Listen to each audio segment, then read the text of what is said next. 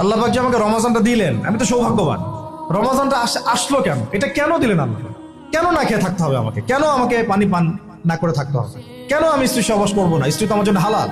হালাল স্ত্রী আল্লাহ পাকের জন্য ছেড়ে দিচ্ছি, আবার সেই রোজা রেখেই হারাম মেয়েদের সাথে সম্পর্ক। হালাল খাবার আমরা ছেড়ে দিচ্ছি, হালাল খাবার ছেড়ে দিলাম, অথচ অর্থনৈতিক জীবনে, ব্যবসায়িক জীবনে গিয়ে দেখেন সুদ, ঘুষ, দুর্নীতি আর করাপশন। হালাল পানি ছেড়ে দিলাম, এদিকে দেখেন মাদক, জিনা, ব্যভিচার, পরকিয়া, গীবত, তহমত, এগুলো ছাড়তে পারছি না। আসলে কেন এগুলো ছাড়তে বলা হচ্ছে? পানি, খাবার এবং স্ত্রী সহবাস, একটা আপনাকে সবর এর ইমতিহান দেওয়া হচ্ছে, তাকওয়ার একটা প্রশিক্ষণ দেওয়া হচ্ছে। এটা এক একটা, শুধু একটা বিষয় নয়, একটা মূলনীতি যে খাবার ছেড়ে দিচ্ছ মানে কি? আল্লাহর ভয়ে তুমি হালালও ছেড়ে দিচ্ছ, তাহলে আল্লাহর ভয়ে হারামে কিভাবে তুমি লিপ্ত হতে পারো? যে আল্লাহর ভয়ে তুমি হালাল ছেড়ে দিলা, সে আল্লাহকে ভয় না করে হারাম কেমন করে ছাড়তে পারো? মানে হারামে কিভাবে লিপ্ত হতে পারো? বিষয়টা হচ্ছে এই, যে আল্লাহর ভয়ে আমি হালাল খাবার ছেড়ে দিলাম, সেই আল্লাহর ভয়ে কেন আমি হারাম ছাড়বো না? লজিকটা কি? এটা মেক সেন্স না? যে আল্লাহ পাকের ভয়ে আমি হালাল ছেড়ে দিলাম, হালাল খাবার ছেড়ে দিলাম, তাহলে কেন আমি আল্লাহর ভয়ে হারাম ছাড়বো না? যে আল্লাহর ভয়ে আমি পানি ছেড়ে দিচ্ছি, পানি ছাড়া মানুষ বাঁচেই না, তো সেই আল্লাহর ভয়ে আমি কেন আমার নফসের প্রবৃত্তিগুলো ছাড়তে পারবো না? আমি হারামগুলো কেন ছাড়তে পারবো না? যে আল্লাহর ভয়ে আমি হালাল স্ত্রী ছেড়ে দিলাম, তো সেই আল্লাহকে কি আমি তখন ভয় করি না যখন আমি হারাম মেয়েদের সাথে সম্পর্ক করি? এই প্রশিক্ষণটা দেওয়ার জন্য রমাদান আমাদের মধ্যে আসে, যাতে আমরা তাকওয়া অবলম্বন করতে পারি। এটা কি? আল্লাহ ভীতিটা কি? এক কথায় আনতা আবুদুল্লাহ কাআন্নাকা তারা, তুমি এমন ভাবে আল্লাহর ইবাদত করবে যেন তুমি আল্লাহকে দেখতে পারছো। আল্লাহকে যদি আমরা দেখতে পারতাম, তাহলে আমরা কি একক নামাজ কাজা করতাম বা করতে পারতাম? না পড়ে থাকতে পারতাম, যাকাত না দিয়ে থাকতে পারতাম, সুদ খাইতে পারতাম, জেনা করতে পারতাম, ঘুষ খাইতে পারতাম, জুলুম করতে পারতাম, মানুষকে এইভাবে ঠকাতে পারতাম, মাপে কম দিতে পারতাম, এইসব কবিরাগুলো করতে পারতাম আল্লাহ যদি সামনে থাকতেন? আল্লাহ পাক হাদিসের মধ্যে রাসূলের মাধ্যমে এটা জানাচ্ছেন, এমন ভাবে আল্লাহর ইবাদত করো যেন তুমি আল্লাহকে দেখছো। ওয়াইল্লাম তাকুন তারাহু ফাইন্নাহু ইয়ারাক, তুমি যদি আল্লাহকে দেখতে না পারো, জেনে রাখবা আল্লাহ তোমাকে দেখছেন। এটা হলো ইহসান, এর সাথে তাকওয়া সম্পৃক্ত। মানুষের ভাষা, মানুষের রং, মানুষের বংশ, এগুলো আল্লাহ পাকের কাছে মর্যাদার মানদণ্ড নয়। ইল্লা তাকওয়া, শুধু তাকওয়াই। ইন্না আকরামাকুম ইনদাল্লাহি আতকাকুম, তোমাদের মধ্যে সবচেয়ে আকরাম ব্যক্তি আল্লাহর কাছে সেই যে ব্যক্তি আল্লাহ পাকের কাছে অনেক বেশি মুত্তাকি, পরহেজগার। এবং এটা বাহ্যিকভাবে লেবাস, পোশাক, দাড়ি টুপি দিয়ে বোঝা যায় না। এটা থাকে আত-তাকওয়া হা হুনা, কলিজার মধ্যে থাকে। আমার দাড়ি টুপি, জুব্বা, পাগড়ি দেখে আপনি বলতে পারবেন না যে আমি খুব মুত্তাকি মানুষ।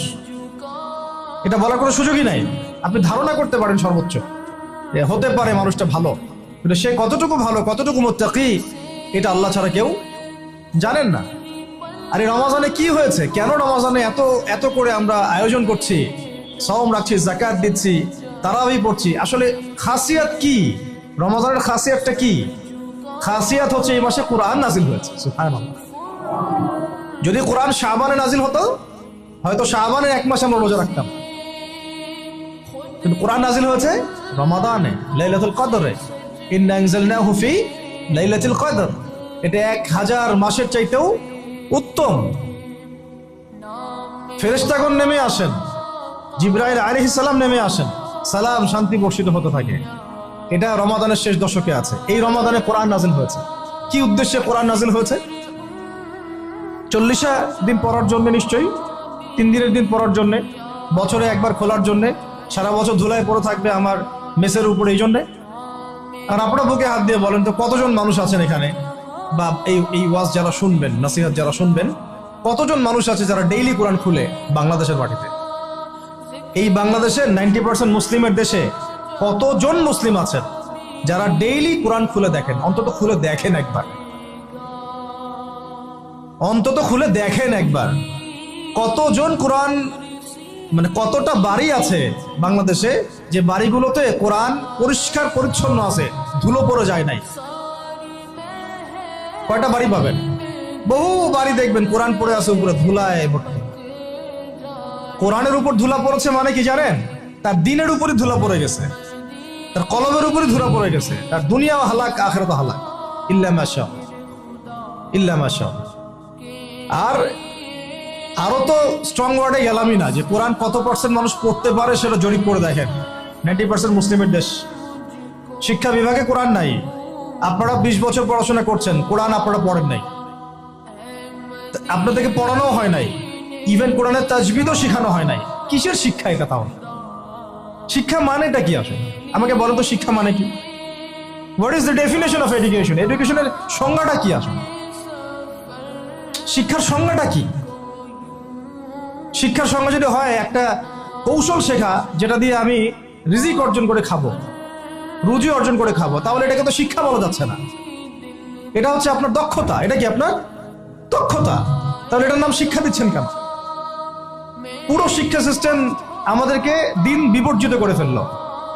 না এখানে কোরআন আছে, না তাফসীর আছে, না আরবি ভাষা আছে, না আরবি ব্যাকরণ আছে, আর না সিরাত আছে, আর না হাদিস আছে, আর না আকীদা আছে, আর না উসুল আছে। কিছুই নাই, কিছুই নাই। আমাদের 90% মুসলিমের এই দেশে আমাদের এই যে 80% 70% ছেলে মেয়েরা জেনারেল লাইনে পড়াশোনা করছে, কিছুই শিখে নাই। এরপরেও তাদের মধ্যে ফিকির হয় না যে আমার এর বাইরেও মাদ্রাসায় যাওয়া দরকার, আলেমের কাছে বসা দরকার, বা বিভিন্ন কোর্স করা দরকার। সারা জীবন শিখতে পারলাম না, ওস্তাদদের কাছে গিয়ে শেখা দরকার।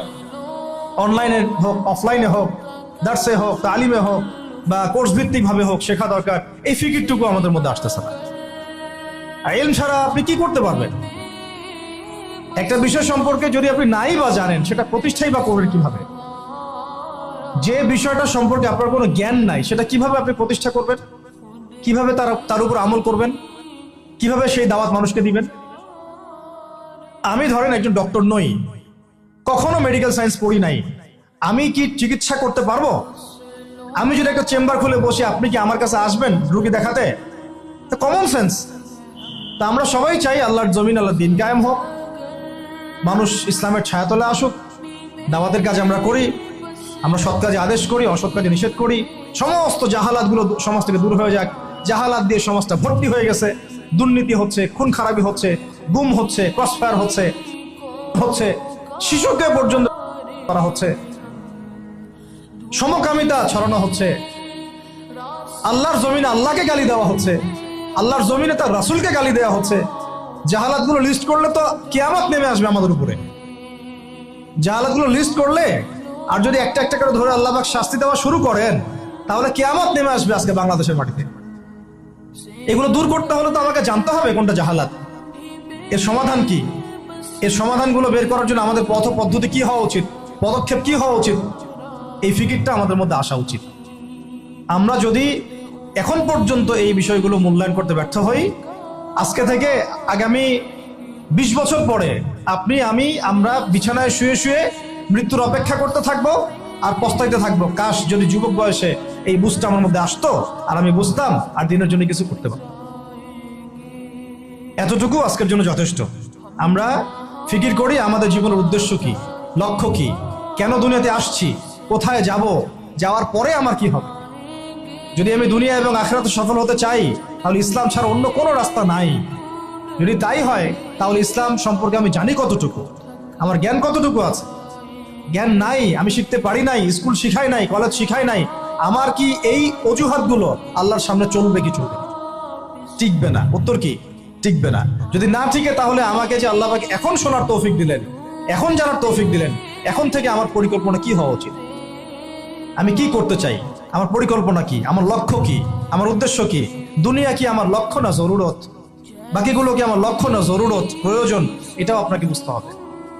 এবং যদি আপনি বুঝে ফেলেন, হ্যাঁ, সত্য মিথ্যা চিনে ফেলেন, আপনার লক্ষ্য উদ্দেশ্য চিনে ফেলেন, তাহলে আপনি নিজেই ছুটে আসবেন, আলেমের দরবারে, ওস্তাদদের দরবারে। আপনি অস্থির হয়ে যাবেন কোথায় দিন পাওয়া যায়, কোথায় এলেম পাওয়া যায়, কোথায় কোরআন শেখা যায়, কোথায় সুন্নাহ শেখা যায়, কোথায় হাদিস শিখবো, কোথায় দিনের কাজ করব, কিভাবে করব, কাদের সাথে থাকবো। এই তাড়না আপনাকে হকের পথে নিয়ে আসবে। আর এই তাড়না যদি না থাকে, আর যদি আমরা হেলায় খেলায় সময় নষ্ট করতে থাকি, আর যদি মনে করি যে না, এই দায়িত্ব আমার না, অন্যরা করবে, আর যদি মনে করি যে না, সবাই হালাক হয়ে যাক, আমি তো ঠিক আছি, তাহলে জেনে রাখবেন আজকে থেকে 5-10 বছর 20 বছর পরে এমন আফসোস আমাদেরকে করতে হবে যে যখন আফসোস করে আর কোনো লাভ হবে না, বেশক কোনো লাভ হবে না। আর যদি ওই আফসোসেরও সুযোগ আল্লাহ না দিয়ে তার আগেই মৃত্যু দিয়ে দেন, তাহলে তো আর দুনিয়াতে দ্বিতীয়বার ফিরে আসারও কোনো সুযোগ নেই। অতএব যুবক ভাই আপনাদেরকে মানে স্ট্রংলি বিষয়গুলো আমি নসিহত করছি, চেষ্টা করছি যে অনতি বিলম্বে রমাজানের এই হক আদায়ের চেষ্টা করেন, কোরআনের কাছে আসার চেষ্টা করেন। রমাজান সেই মাস যেই মাসে কোরআন নাযিল হয়েছে। এই মাসে যদি কোরআন শিখতে না পারি, ইলম শিখতে না পারি, ওলামায়ে কেরামদের সোহবতে না আসি, ঐক্যবদ্ধ হতে না পারি, সমাজের জাহালাতগুলো চিহ্নিত করতে না পারি, দাওয়াতের মাধ্যমে, তাবলীগের মাধ্যমে, প্রতিবাদের মাধ্যমে যদি এগুলোকে আমরা বন্ধ করতে না পারি, তাহলে বাংলার 90% সংখ্যাগরিষ্ঠ মুসলিমের দেশেও আমরা কোনোদিনও স্বাধীন হতে পারব না। বরং আমাদের উপরে ছড়ি ঘোরাবে পশ্চিমারা, হিন্দুত্ববাদীরা, উগ্রবাদীরা, সমাজের মুনাফিকরা, ফাসেকরা, জালেমরা, ফ্যাসিস্টরা। এরা আমাদেরকে দাসের মতো দাসত্বের শৃঙ্খলা আবদ্ধ করে রেখে দিবে। এখান থেকে কি আপনারা বের হতে চান না? যদি এখান থেকে আমরা বের হতে চাই, তাহলে আমাদের সবাইকে যার যার জায়গা থেকে চিন্তা করতে হবে, কাজ করতে হবে, এবং যারা কাজ করছেন তাদের সাথে জুড়ে থাকতে হবে। আল্লাহ পাক আমরা সবাইকে কথাগুলো বোঝার, আমল করার তৌফিক দান করেন, আমিন।